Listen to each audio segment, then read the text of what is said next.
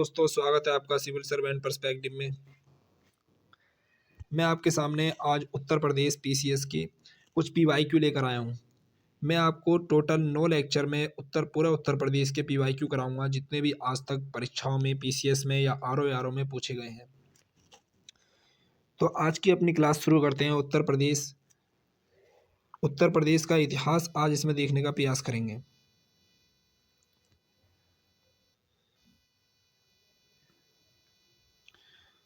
इसमें पहला क्वेश्चन है, हड़प्पा सभ्यता का स्थल मांडी भारत के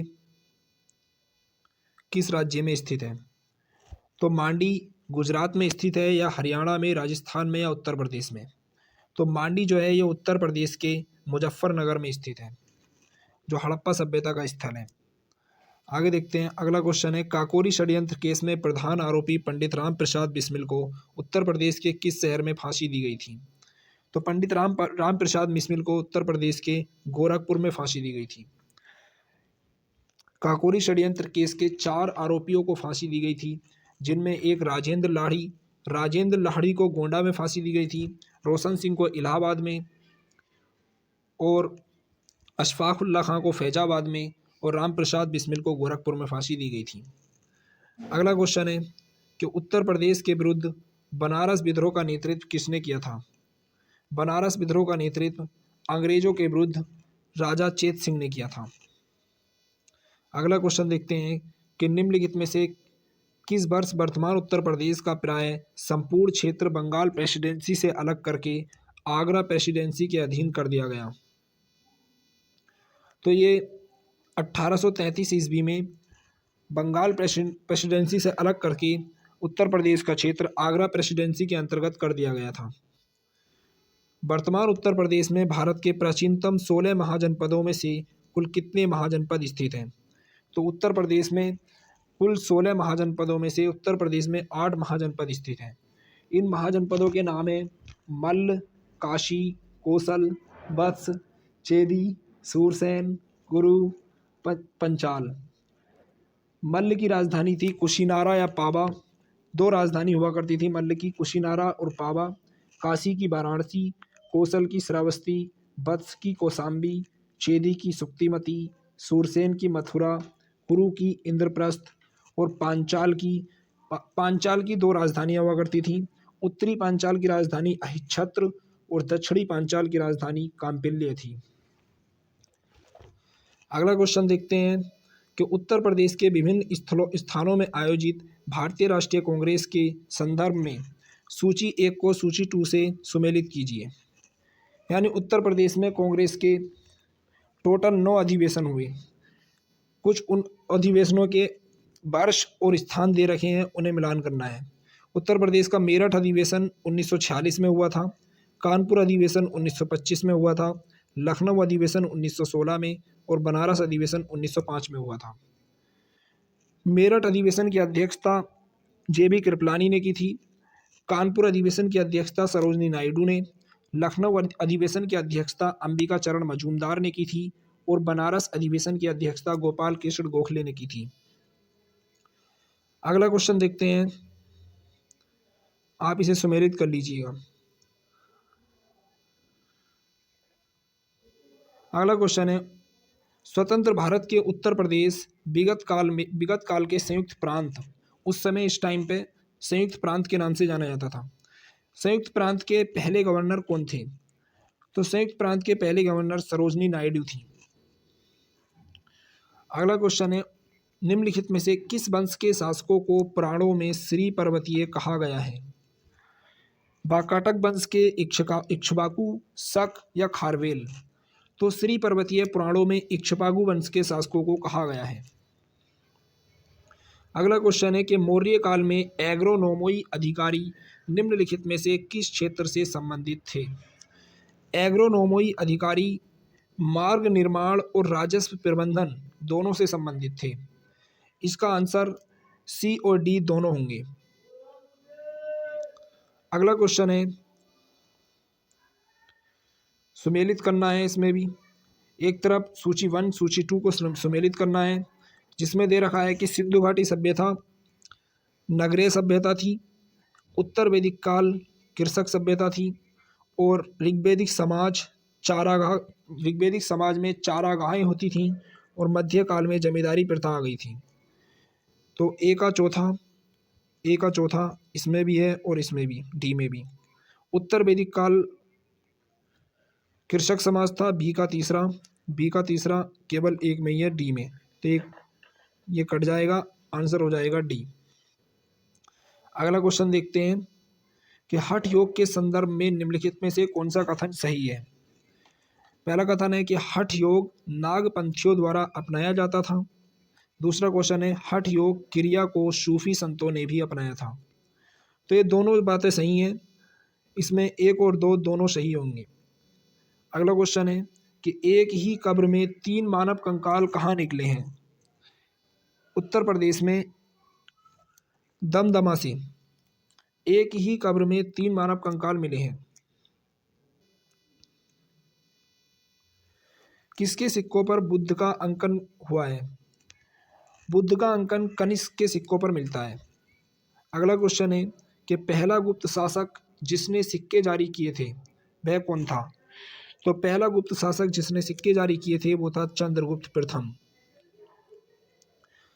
अगला क्वेश्चन है कि प्रथम गुप्त शासक जिसने परम भागवत की उपाधि धारण की थी वह था चंद्रगुप्त विक्रमादित्य या चंद्रगुप्त द्वितीय। पुष्यमित्र शुंग द्वारा 2 अश्वमेध यज्ञ किए जाने के बारे में जानकारी किस लेख से मिलती है।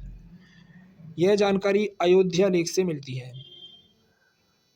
हर्ष ने अपनी राजधानी थानेश्वर से कहाँ स्थानांतरित की।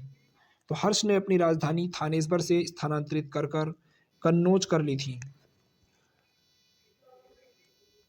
निम्नलिखित में विक्रमशिला विश्वविद्यालय के संस्थापक कौन थे। विक्रमशिला विश्वविद्यालय के संस्थापक धर्मपाल थे। निम्नलिखित में से कौन त्रिकोणात्मक संघर्ष का हिस्सा नहीं था। 3 वंशों में त्रिकोणीय संघर्ष देखने को मिला कन्नौज के लिए, जिनमें प्रतिहार वंश, राष्ट्रकूट वंश और पाल वंश शामिल थे। इसमें चोल शामिल नहीं थे। अंततः प्रतिहार वंश को इसमें जीत मिलती है। दिल्ली का प्रथम मुस्लिम शासक कौन था। वो था इल्तुतमिश। इल्तुतमिश को ही दिल्ली का वास्तविक संस्थापक कहा जाता है, दिल्ली सल्तनत का। उच्च पुरापाषाण युगीन हड्डी की बनी मातृदेवी की प्रतिमा कहाँ से प्राप्त हुई है। मातृदेवी की प्रतिमा उत्तर प्रदेश के बेलन घाटी से प्राप्त हुई है। मंगोल आक्रमणकारी चंगेज खां भारत की उत्तर पश्चिम सीमा पर निम्न में से किस काल में आया था। यानी किसके काल में चंगेज खां का आक्रमण हुआ था उत्तर पश्चिम सीमा पर। वो था इल्तुतमिश का समय। इल्तुतमिश के काल में दिल्ली सल्तनत के प्रथम शासक इल्तुतमिश के काल में चंगेज खां भारत की उत्तर पश्चिम सीमा पर आया था। दिल्ली के किस सुल्तान के विषय में कहा गया है कि उसने रक्त और लौह की नीति अपनाई थी। गयासुद्दीन बलबन ने। निम्नलिखित में से किसने भारत में प्रसिद्ध फारसी त्योहार नवरोज का आरंभ किया। तो यह भी बलबन ने ही किया था। टोपरा तथा मेरठ से 2 अशोक स्तंभ दिल्ली कौन लेकर आया था। फिरोज शाह तुगलक। फिरोज शाह तुगलक टोपरा और मेरठ से 2 अशोक स्तंभ दिल्ली लेकर आ गया था। किस सुल्तान ने एक नगर बसाया जहां अब आगरा है। तो आगरा की स्थापना सिकंदर लोदी ने 1504 ईस्वी में की थी, जिसे आगे चलकर 1506 में इसने अपनी राजधानी बनाया।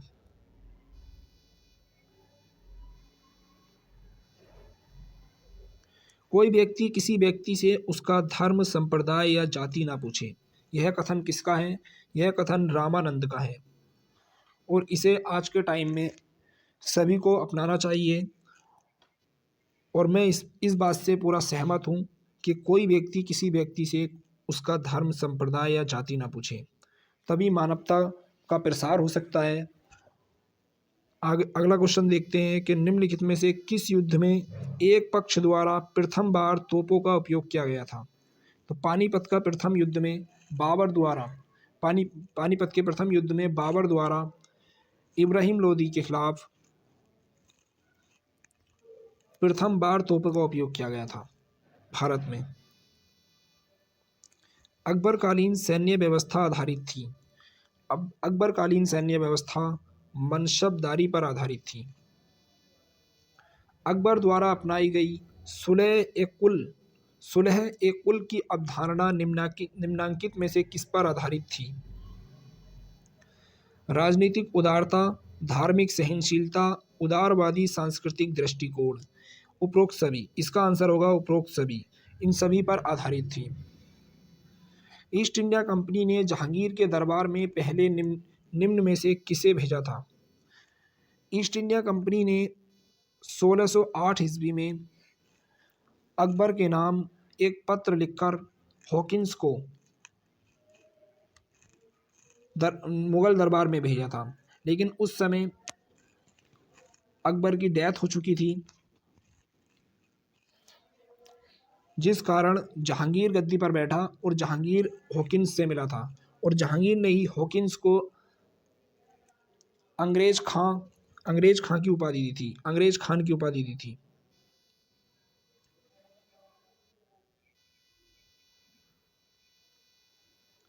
इंग्लिश खान या अंग्रेज खान की उपाधि दी थी। निम्न में से कौन इलाहाबाद में 1857 के संग्राम का नेता था? इलाहाबाद में मौलवी लियाकत अली ने इसका नेतृत्व किया था। नाना साहब ने कानपुर से, तात्या टोपे ने ग्वालियर से, अजीमुल्ला शाह ने किया था फैजाबाद से। लखनऊ में 1857 के स्वतंत्रता संग्राम का नेतृत्व किसने किया? लखनऊ में किया था बेगम हजरत महल ने।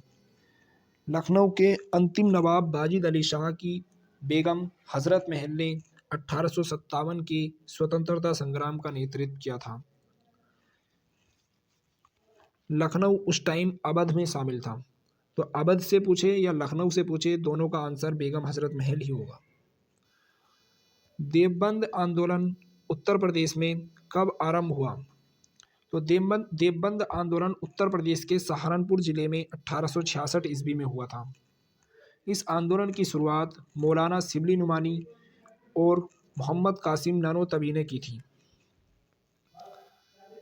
अगला क्वेश्चन है कि हिंदुस्तान रिपब्लिकन संगठन की स्थापना की गई थी। हिंदुस्तान रिपब्लिकन संगठन की स्थापना कानपुर में हुई थी। कानपुर में सचिंद्र नाथ सैन्याल द्वारा हिंदुस्तान रिपब्लिकन संगठन HRA की स्थापना 1924 में की गई थी, जो आगे चलकर 1928 में HSRA में परिवर्तित हो गया, हिंदुस्तान सोशलिस्ट रिपब्लिकन एसोसिएशन। अगला क्वेश्चन है चंद्रशेखर आज़ाद की मृत्यु कहाँ हुई?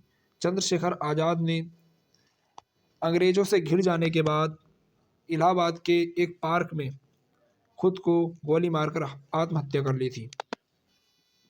वह कौन सी जगह थी जहां अखिल भारतीय किसान सभा का पहला अधिवेशन हुआ था? तो अखिल भारतीय किसान सभा का पहला अधिवेशन लखनऊ में आयोजित किया गया था। निम्नलिखित में से सिंधु सभ्यता से संबंधित कौन से केंद्र उत्तर प्रदेश में स्थित हैं? कालीबंगा राजस्थान में स्थित है, लोथल गुजरात में, आलमगीरपुर उत्तर प्रदेश के मेरठ में स्थित है और हुलास सहारनपुर में स्थित है। तो उत्तर प्रदेश के आलमगीरपुर और हुलास 3 और 4 उत्तर प्रदेश में स्थित है, हड़प्पा सभ्यता के स्थल। अगला क्वेश्चन है कि 1857 की क्रांति का प्रमुख कारण क्या था? तो 1857 की क्रांति का प्रमुख कारण जन आक्रोश तो था ही, सैनिक असंतोष भी था, ईसाई मिशनरियों का आना भी था, लेकिन इनमें जो सबसे प्रमुख कारण था वह था ब्रिटिश साम्राज्य की नीति। ब्रिटिश साम्राज्य की ऐसी नीतियों के खिलाफ ही जन आक्रोश हुआ, सैनिक असंतोष हुआ। तो इनमें सबसे प्रमुख कारण जो माना जाएगा वो माना जाएगा ब्रिटिश साम्राज्य की नीति। अगला क्वेश्चन है 1857 की क्रांति सर्वप्रथम कहाँ से प्रारंभ हुई? तो 10 मई 1857 को मेरठ के सैनिकों ने क्रांति का बिगुल बजाया और 11 मई को दिल्ली पहुंचे और दिल्ली पहुंचने के बाद 12 मई को अंतिम मुगल बादशाह बहादुर शाह जफर को अपना नेता चुना। अगला क्वेश्चन है 1857 के स्वाधीनता संघर्ष की वीरांगना महारानी लक्ष्मीबाई की जन्मस्थली क्या है? महारानी लक्ष्मीबाई का जन्म वाराणसी में हुआ था और इनका विवाह झांसी के महाराजा गंगाधर राव से हुआ था। अगला क्वेश्चन है कि 1857 के बरेली विद्रोह का नेता कौन था? तो 1857 में बरेली से विद्रोह का नेतृत्व खान बहादुर खान ने किया था। अगला क्वेश्चन है रानी लक्ष्मीबाई को अंतिम युद्ध में सामना करना पड़ा हीरोज का। रानी लक्ष्मीबाई को 1857 की क्रांति में रानी लक्ष्मीबाई का जो दमन किया था वो अंग्रेज जनरल हीरोज ने किया था। हीरोज ने इनकी मृत्यु पर एक कथन कहा था कि सभी विद्रोहियों में यह रानी अकेली मर्द थी। 1857 के संघर्ष में भाग लेने वाले सिपाहियों की सर्वाधिक संख्या कहाँ से थी? तो 1857 के संघर्ष में जो सर्वाधिक सिपाही भाग लिए थे वो अवध से थे। नाना साहब का कमांडर इन चीफ कौन था? नाना साहब का commander in chief Tatya Tope थे। 1857 के निम्नलिखित क्रांतिकारियों में से किसका वास्तविक नाम रामचंद्र पांडुरंग था? तात्या टोपे का नाम रामचंद्र पांडुरंग था। अगला क्वेश्चन है कि 1857 के विद्रोह से निम्नांकित में कौन संबद्ध नहीं था? बेगम हजरत महल अवध से नेतृत्व कर रही थी, कुंवर सिंह बिहार से और मौलवी अहमदुल्ला साहब फैजाबाद से, जबकि उधम सिंह 1857 की क्रांति से नहीं जुड़े। अगला क्वेश्चन है भारत में शिक्षित मध्यम वर्ग ने 1857 की क्रांति का विरोध किया था? ये भी नहीं होगा, 1857 के विरोध भी नहीं किया था, ना ही उन्होंने समर्थन किया था। हाँ, तटस्थता बनाए रखी थी। जो शिक्षित मध्यम वर्ग था उसने 1857 की विद्रोह के समय तटस्थता बनाए रखी थी और इनका शिक्षित मध्यम वर्ग का कहना था कि अंग्रेज ही इन्हें आधुनिकता की ओर ले जा सकते हैं, इसीलिए ये कुछ नहीं बोल रहे थे। अगला क्वेश्चन है कि 1857 का प्रथम स्वतंत्रता संग्राम असफल हुआ क्योंकि भारतीय सिपाहियों में उद्देश्य की एकता की कमी थी। प्रायः भारतीय राजाओं ने ब्रिटिश सरकार का साथ दिया। भारतीय राजाओं ने जैसे पटियाला के राजा, सिख सरदार और नागा और इंदौर के होलकर, ग्वालियर के सिंधिया, इन सभी राजाओं ने अंग्रेजों का 1857 के दमन करने में ना कि सैन्य सहायता दी, सैन्य सहायता तो दी ही, आर्थिक सहायता भी दी। ब्रिटिश सिपाही कहीं अच्छे सज्जित और संगठित थे, ये भी कारण थे। उपयुक्त सभी इसके सभी कारण होंगे जो 1857 की क्रांति के असफल होने के प्रमुख कारण माने जाते हैं। आगे देखते हैं भारतीय स्वाधीनता आंदोलन का सरकारी इतिहासकार कौन था? तो ये थे एस.एन. सेन। एस.एन. सेन भारतीय स्वाधीनता आंदोलन के सरकारी इतिहासकार थे।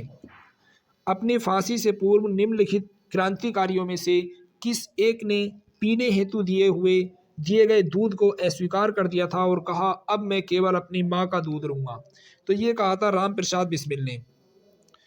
तो हमारे 52 क्वेश्चन थे इतिहास के, उत्तर प्रदेश पीसीएस के PYQ के, जो Uttar Pradesh RO ARO APS और उत्तर प्रदेश PCS प्रीलिम्स के लिए बेहद इंपॉर्टेंट हैं। मैं आपको टोटल 9 लेक्चर में पूरे उत्तर प्रदेश के PYQ कराने वाला हूँ, जिसमें आज की हमारी क्लास पूरी होती है। अगर आपको ये मेरी क्लास अच्छी लगी हो तो इसे लाइक करें, सब्सक्राइब करें और शेयर करना ना भूलें। जय हिंद, जय भारत।